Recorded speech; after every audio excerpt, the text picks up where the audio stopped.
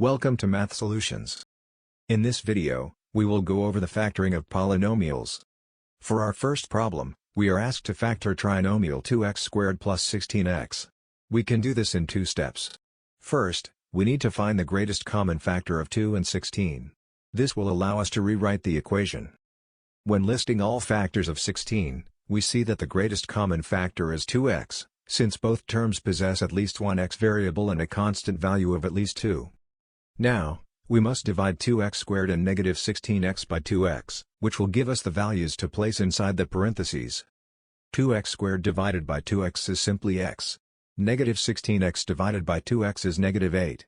Plug these values into the parentheses and we have our fully factored result, 2x times x, 8.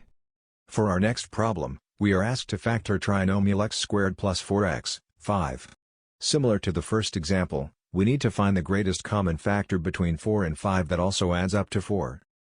In the case of our example, this is very simple, since 5 is a prime number, meaning it has no factors other than 1 and itself.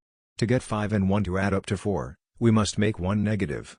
This gives us our fully factored result, x, 5 times x plus 1. Thank you for watching this video. Be sure to check out my Patreon at patreon.com/mathsolutionsx.